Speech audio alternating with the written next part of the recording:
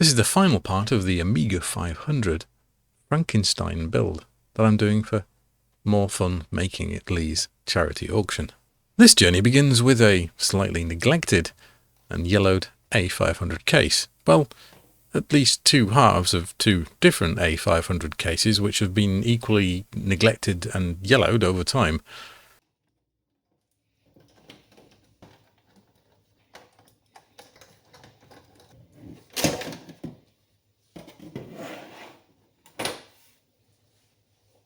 In fact, this one at the bottom has a little bit more damage than I'd like, so let's swap that out for another one. There's probably at least 3 Amiga cases that have gone into making this complete one. But when I'm finished, this is going to be more Cinderella than it is Ugly Sister. But it is going to be a little bit of a Marmite colour. You're either going to love it or you're going to hate it. And please let me know which camp you're in by commenting below. So we have a case. Well, the first thing we need to do is remove all the badges from it and give it a clean of its life. This thing has to be absolutely pristine for me to change the colour. So sit back and watch the chiptune fueled cleaning montage.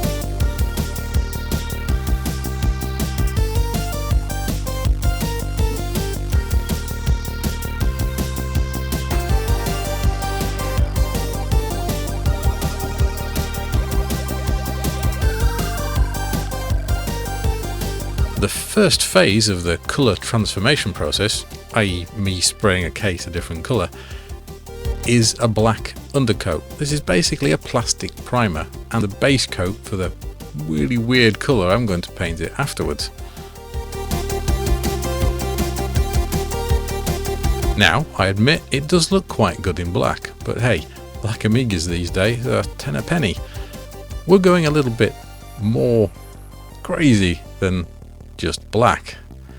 In fact, we're going another 2, maybe 3 coats of crazy and some more lacquer on top of that, because I want this to be something that is relatively robust and will stand up to not abuse, but at least some use.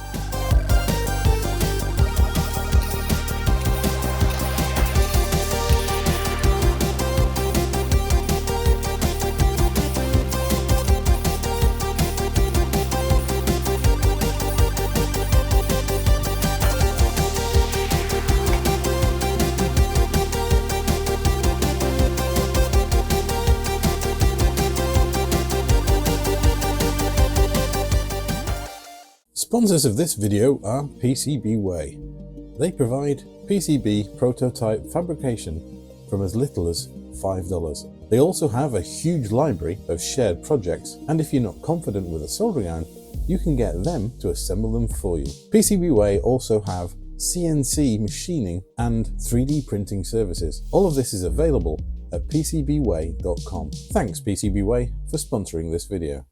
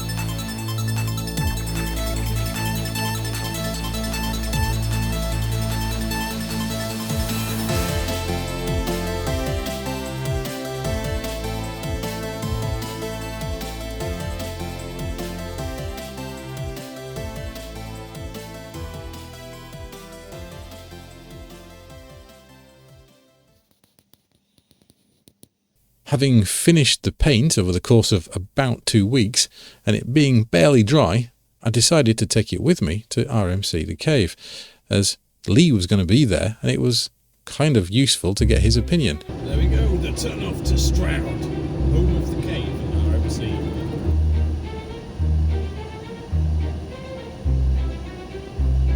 I didn't really get any footage of this, but here's a picture of me in the RMC retro shop. So with the paint now well and truly dry, I can put the finishing touches to case and put the Amiga 500 board in its new home.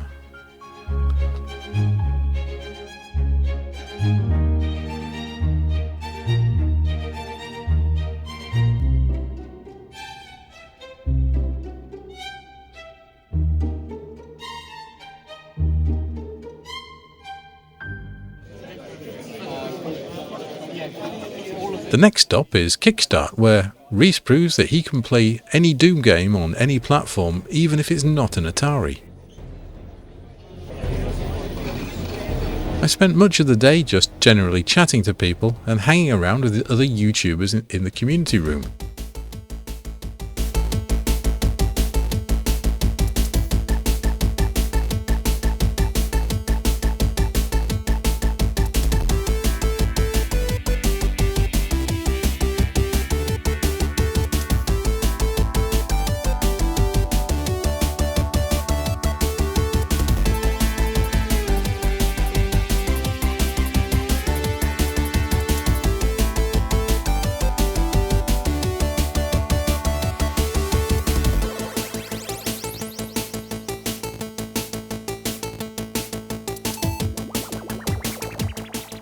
Yeah, that Rob Smith, the evil genius that brought you this.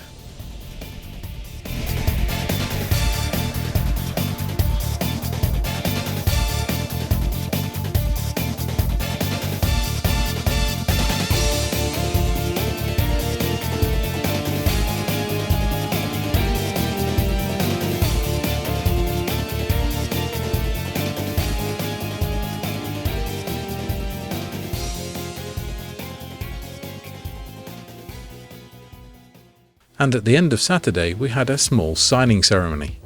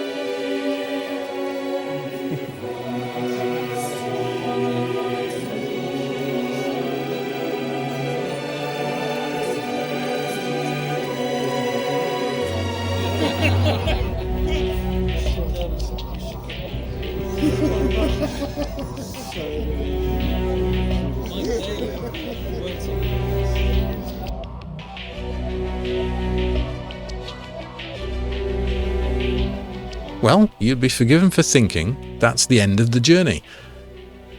But when I got back, a couple of weeks later, I'd needed some footage for the end of this video. So I tried to fire up the Amiga, only to find it was dead.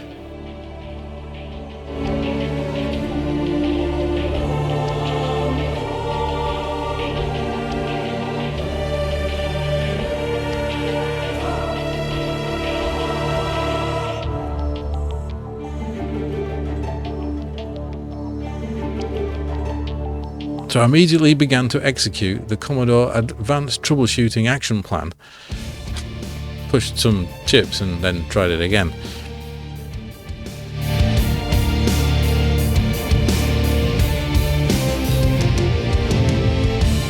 And nothing. This one was going to take the big guns. So I proceeded to eliminate the CPU and Gary. These are the usual causes of a black screen on an Amiga 500. I then went to town, beeping out the entirety of the CPU socket. In doing so, I found one pin that was not connected correctly. So I turned the board over to have a look at the trace, tried the continuity on that again, and I got a beep. It works fine. Confused, I turned the board back over again, and I don't have continuity.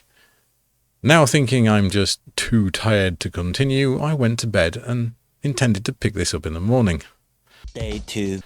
Unfortunately, daylight did not bring any change to the situation.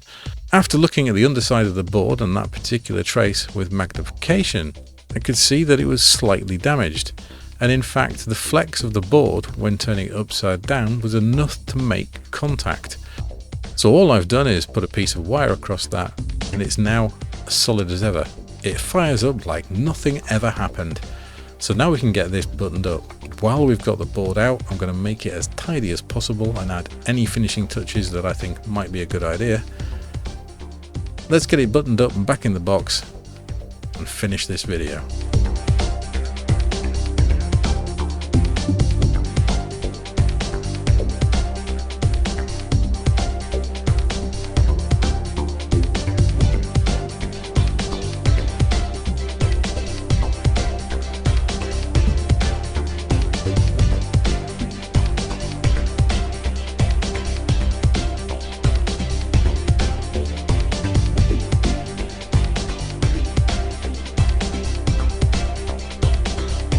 And this time I'm going to test it before I put the lid on and again afterwards.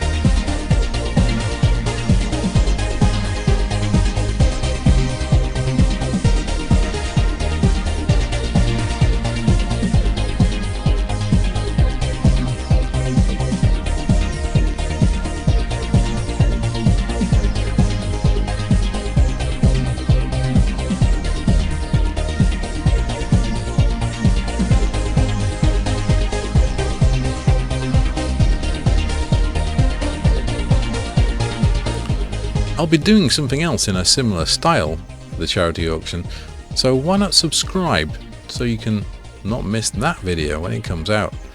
It's free, why not? Helps the channel. Now why not check this video out next?